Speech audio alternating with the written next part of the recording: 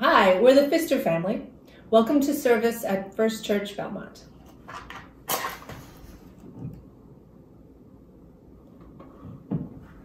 Please join us in saying, Life is a gift for which we are grateful. We gather in community to celebrate the glories and the mysteries of this great gift. Hi, my name is Chris Holton-Jablonski, and welcome to Worship with First Church. I am so glad that you're here. This is one of my favorite services of the year, celebrating the incredible work of the Unitarian Universalist Service Committee and kicking off our annual Guest at Your Table program. You'll hear more about this, but in the description of the video, there's a link to a page where you can download a Guest at Your Table box and a link to learn more about the UUSC's partners and the amazing work they're doing. Every year between Thanksgiving and Christmas, my family makes one of these little boxes, and at every meal we put some money into it, inviting the kids to do the same. Thinking about the work of the UUSC, thinking about these incredible folks who they work with and the inspiring and beautiful work they create in the world. And then we tally all of the money in the box at the end, and we send in a donation to the UUSC. Also, I really love the story that they've created for this service. But before we launch in, I want to just mention a couple things. First off is that our annual holiday gift drive is here. Thank you so much to Miriam Baker for reimagining this year's drive and helping make it possible to support these incredible organizations right here in our wider community. There is also a link to a page she has created with details about the drive this year and how we can support these folks, especially this year. This work matters even more. So do please click on the link. There's also an announcement in the Unitarian, and do what you can to help support our friends and neighbors in this challenging time. And then, with the holidays coming, a few requests. First off, do not hesitate to reach out if there's any way that I can be of support. I am here. So many supportive branches of the church are here, our lay ministry team, so many people, all of the rest of the staff. We're here for you. So just please reach out. And along those lines, our wonderful Sam Foster will be hosting an open gathering for folks both on Thanksgiving Day and then also on Christmas Day.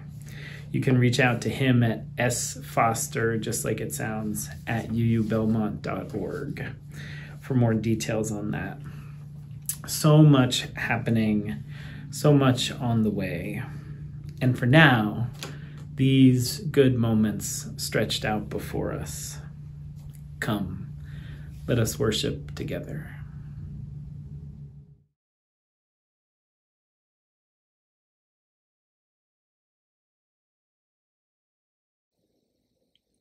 Today I have a story for you called The Parrot and the Eagles. This story is adapted from the Jakarta Tales, a collection of Buddhist stories from India.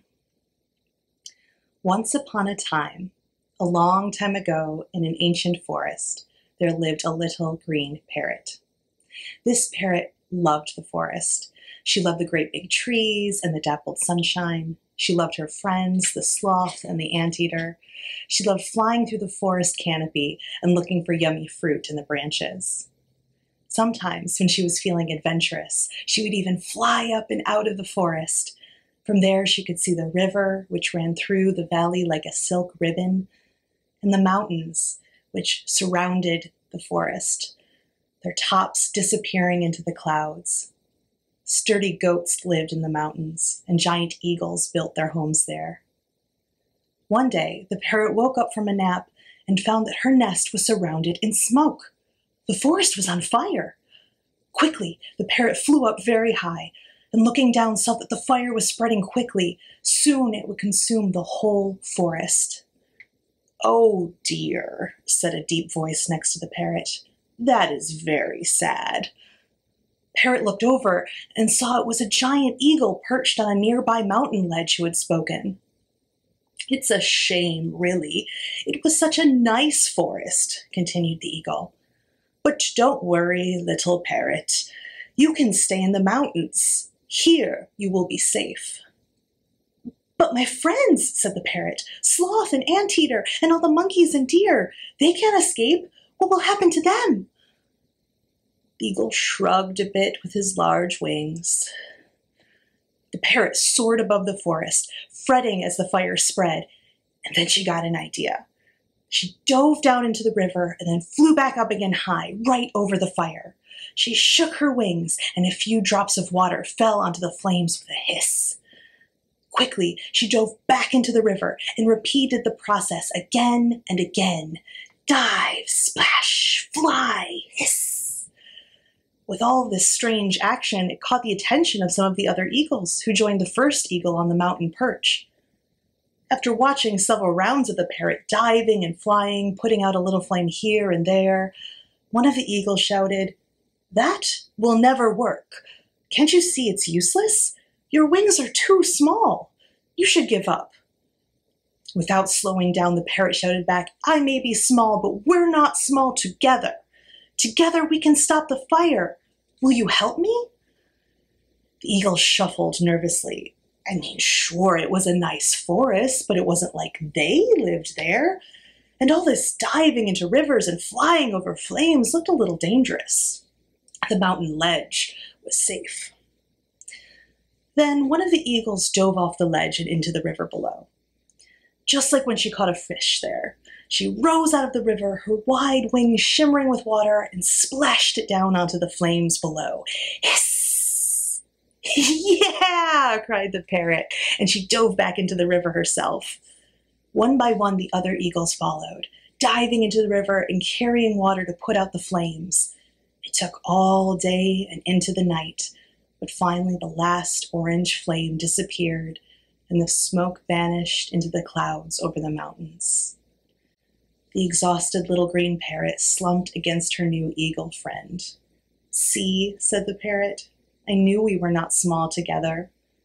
"You were right," said the eagle. "Together we were bigger than we ever imagined." The end.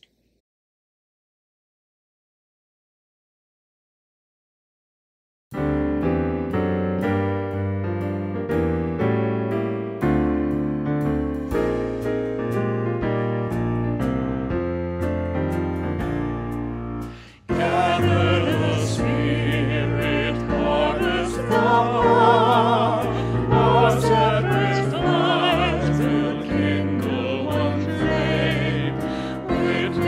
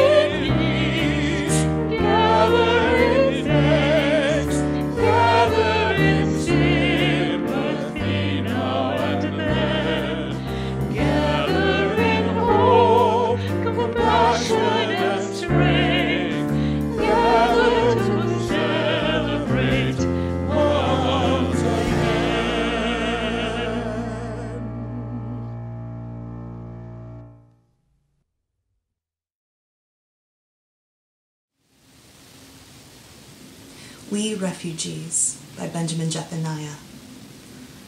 I come from a musical place where they shoot me for my song, and my brother has been tortured by my brother in my land. I come from a beautiful place where they hate the shade of my skin, and they don't like the way I pray, and they ban free poetry.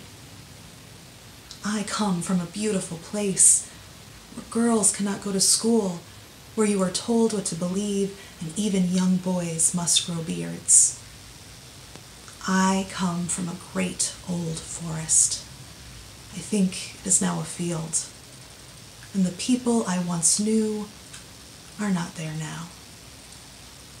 We can all be refugees. Nobody is safe.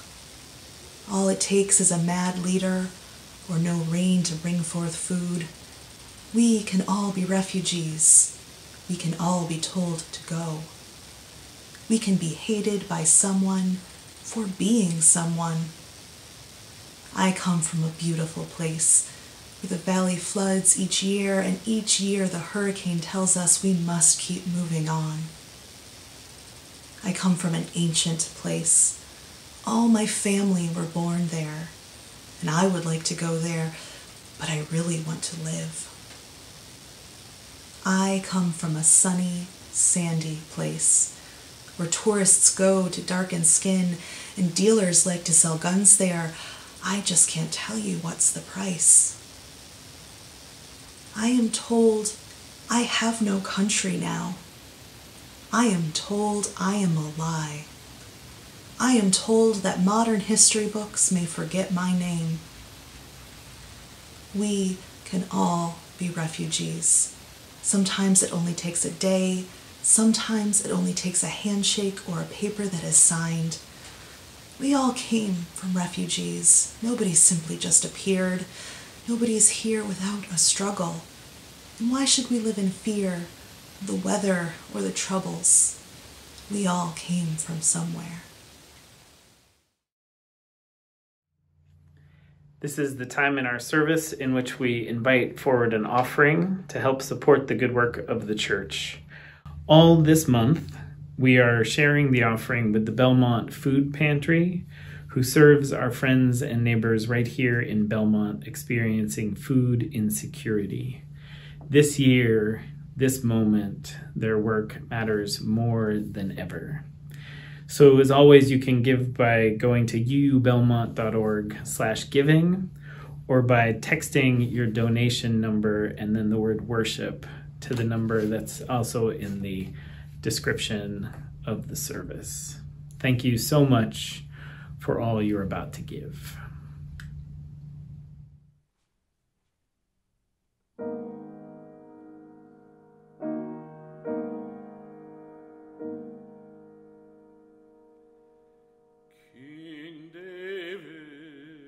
A sorrowful man, no cause for his sorrow had he, and he called for the music of 100 harps to ease his melancholy.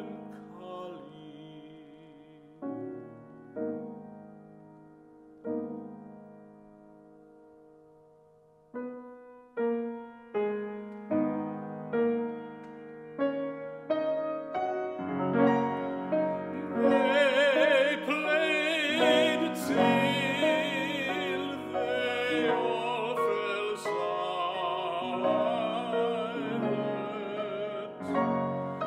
Played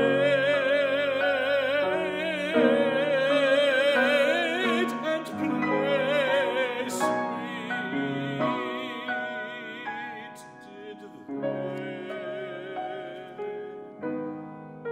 but the sorrow that haunted the heart of King David they could not charm away.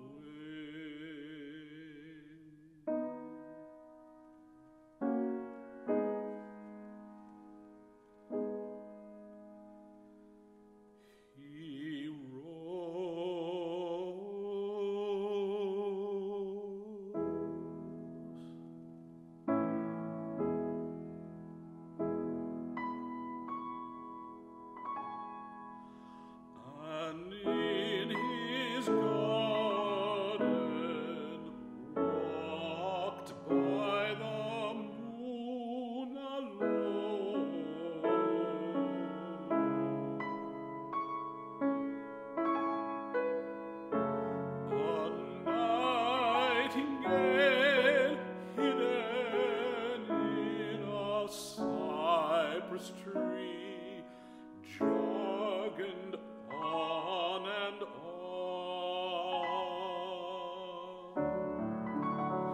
King David lifted his sad eyes into the dark-boughed tree. Tell me, thou little bird that singest, who taught my grief to thee?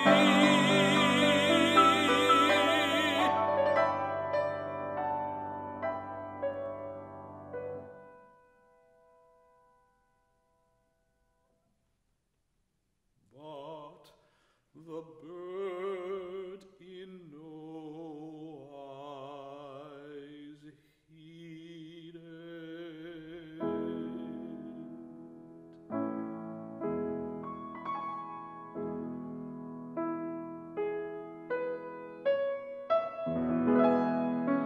And the king in the cool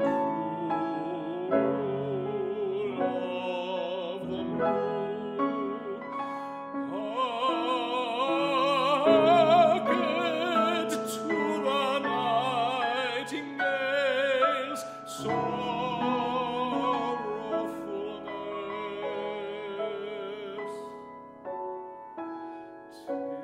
till all his own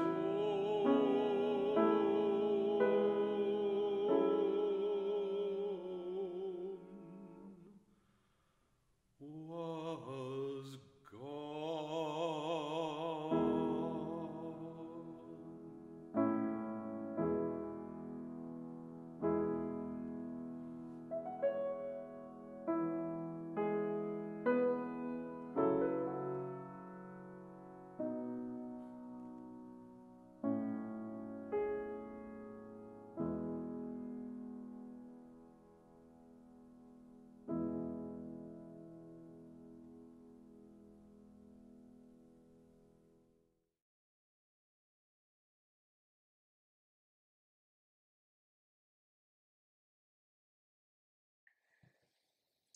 There is a large stain on the bathroom ceiling, peeling wallpaper in the bedroom, and the linoleum witnessed the Nixon administration. My home is filled with creaks, clutter, and too much dog hair, and I love it. I know my family and I are among the most privileged in the world right now. I have work and the ability to get work from home. I have running water, electricity, and the space outside for a few raised vegetable beds. In some ways, my physical world has gotten so very small in these last months. Seeing the same rooms and the same patch of earth so consistently, unceasingly, is a new experience for me. The urge to go somewhere, anywhere, is strong. And yet, I've never had more appreciation for the space my family and I call home. These unremarkable walls keep us warm and hold all the gratitude and anxiety these times have created in us.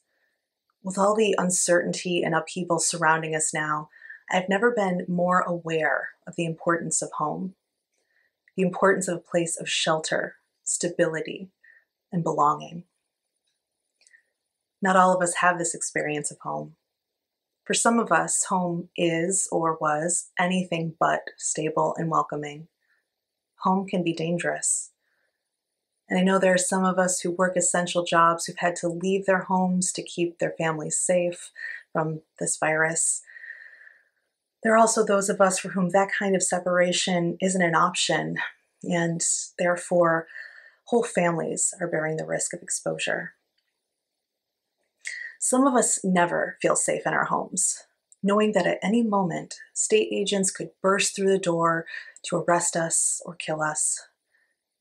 And then there are the many of us who find ourselves in the liminal space of no permanent home at all. Home is complicated. It is a place and it is a longing. It is a physical structure and it is a community of people. It is an anchor and an imagined ideal. Home is a fundamental necessity and an evolving act of creativity.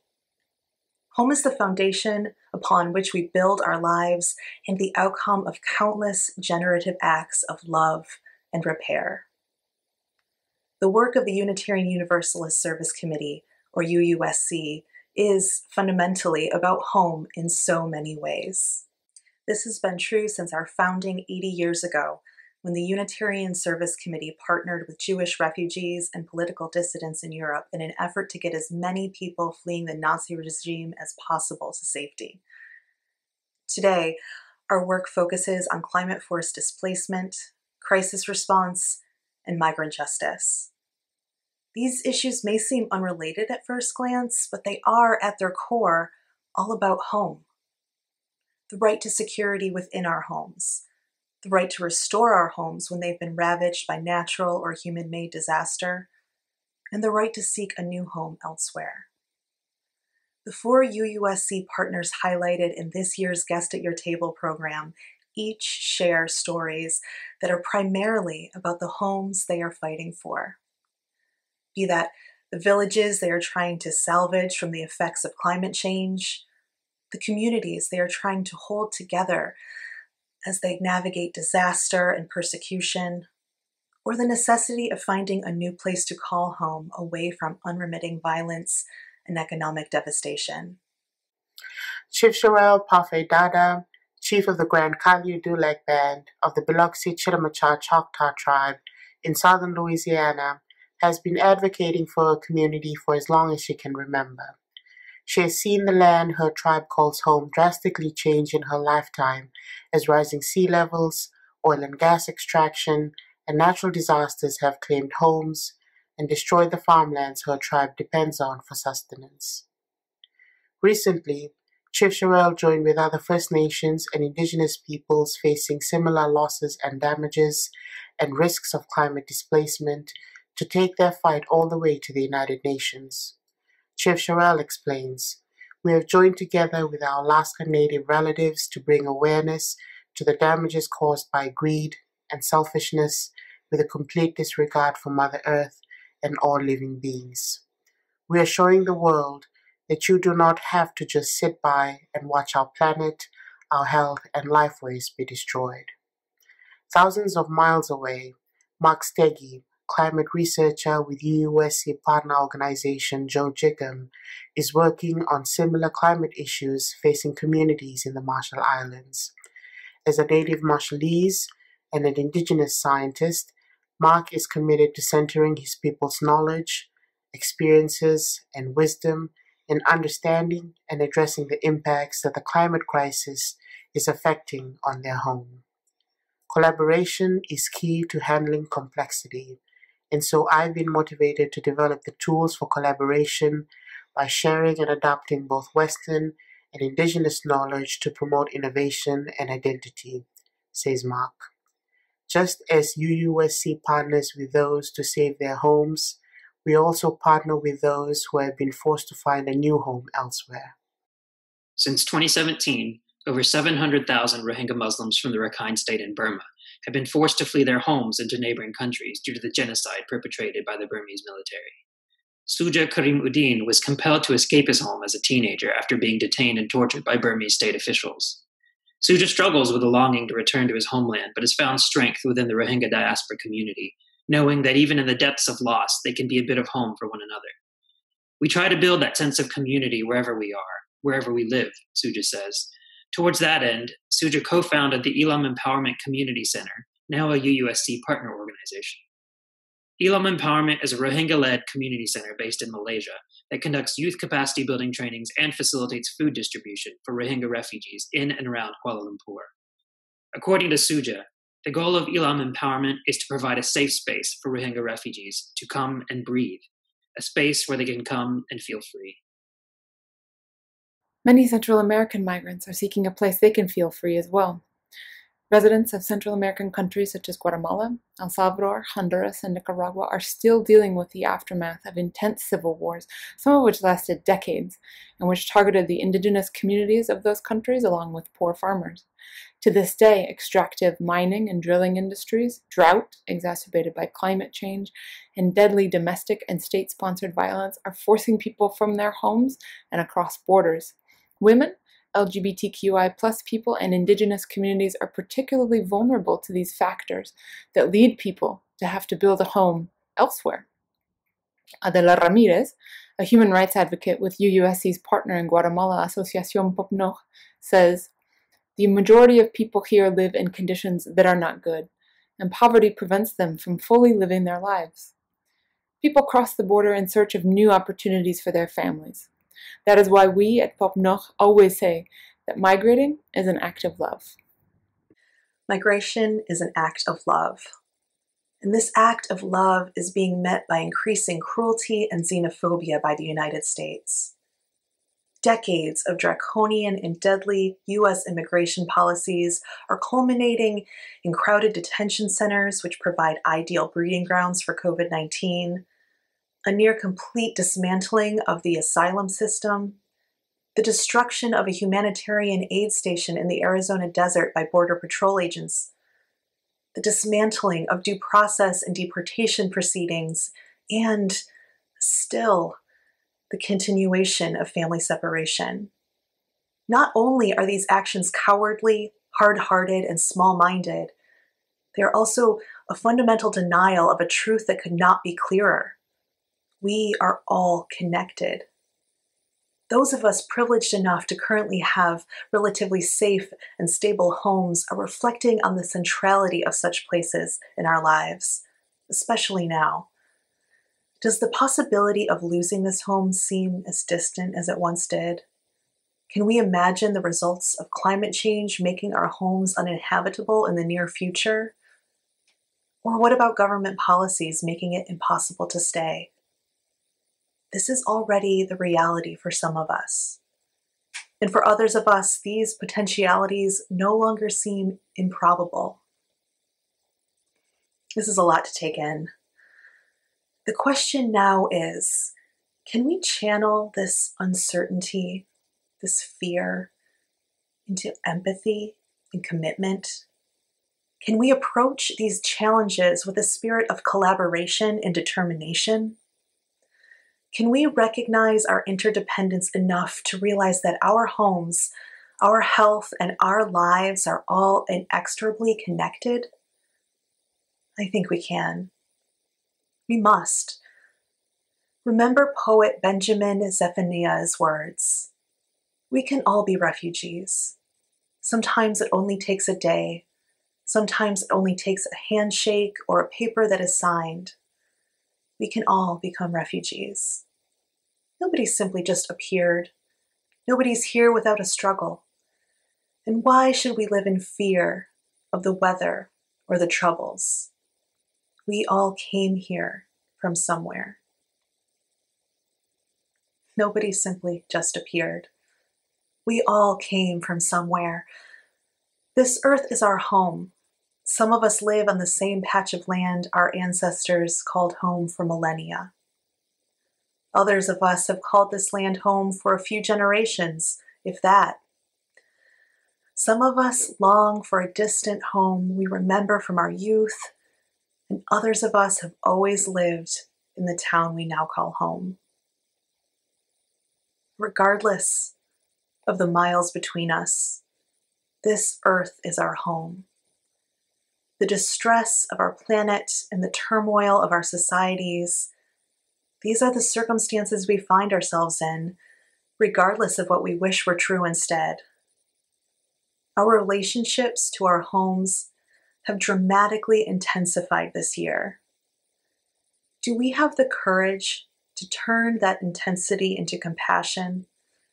Can we feel, not just know, but feel the primacy of the value that everyone, everywhere, has the right to self-determination and safety in their homes? Some essential part of everyone longs for a sense of peace, a sense of belonging, a sense of rightness that can be described in no way other than home. At UUSC, we will continue to honor that longing and fight for the right of people to claim, create, and be home. I want to lift up Chief Sherelle, Mark, Suja, and Adela once again. I want to acknowledge both the loss and the resilience in their stories. What home means is changing and evolving for many of us. With courage, imagination, and determination, the home we help co-create with all of Earth's people will be one of more kindness, more gratitude, and more justice. Please join me in saying, Amen and blessed be.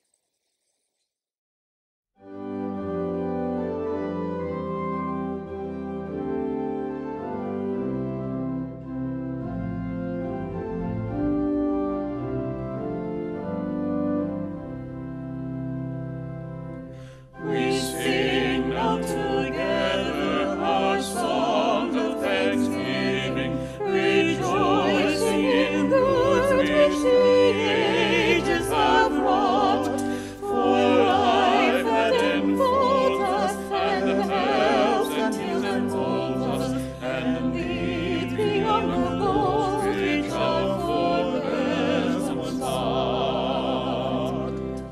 We sing of the freedoms which martyrs and heroes have won by their labor, their sorrow, their pain. The oppressed befriending, our emblems defending, their death becomes triumph, they died not in vain.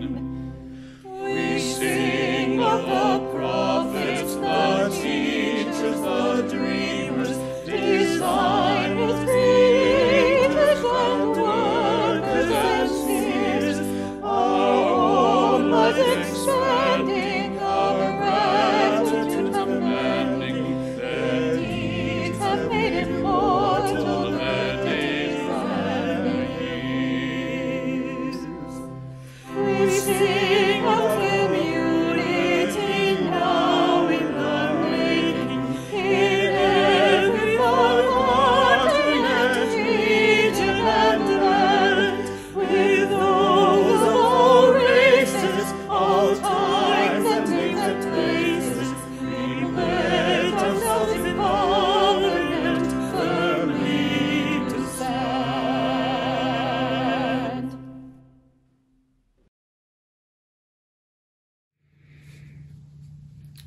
We close with these words by Kimberly Quinn Johnson.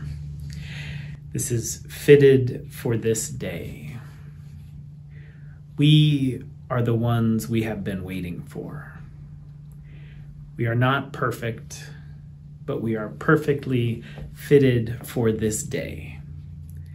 We are not without fault, but we can be honest to face our past as we chart a new future.